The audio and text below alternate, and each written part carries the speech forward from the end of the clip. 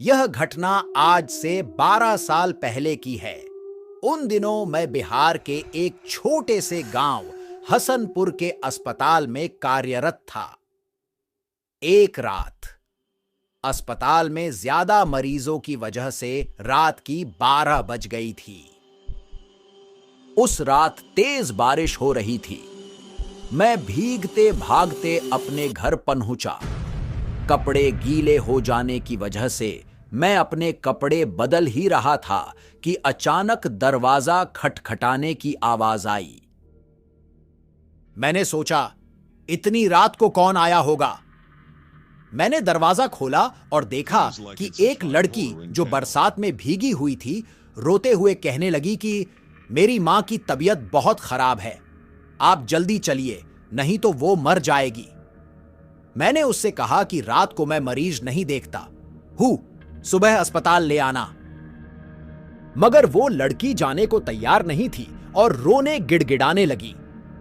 उसकी आवाज सुनकर मेरी पत्नी को उस लड़की पर दया आ गई और मुझे उसके साथ जाने को कहा। मैंने मन ही मन परेशान होते हुए बाहर आया और अपनी जीप निकाली। सुनसान रास्तों से होते हुए वो लड़की मुझे 5-7 किलोमीटर दूर एक दूसरे गांव में ले गई।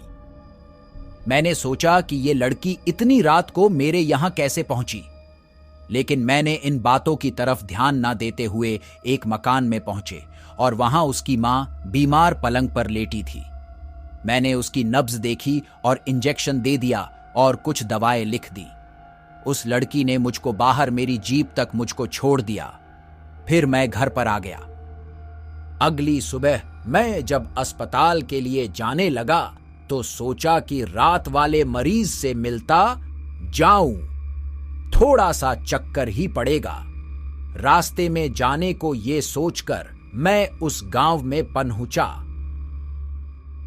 मैं रात को जिस मकान में गया वो उस जगह पर मुझे नहीं दिखा। मुझे उस जगह पर खंडहर नजर आ रहा था। तो मैं गांव के लोगों से पूछने लगा कि यहां एक घर और परिवार रहता है। तो लोगों ने हैरानी से देखते हुए कहा कि यहां ऐसा कोई घर नहीं है। यह सुनकर मेरे रोंगटे खड़े हो गए। मैं सोचने लगा कि रात को जो मेरे साथ हुआ वो क्या था। वहां के लोगों ने बताया, ये प्रेत लीला है, सो हर साल किसी एक इंसान के साथ होती है।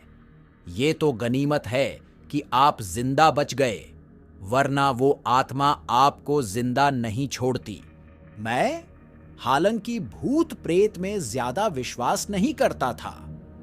मैं जब गांव वालों के साथ उस खंडहर में पहुंचा तो उस खंडहर के बाहर मेरी जीप के पहिए के निशान थे और वो इंजेक्शन और दवा भी वहीं पड़ी थे।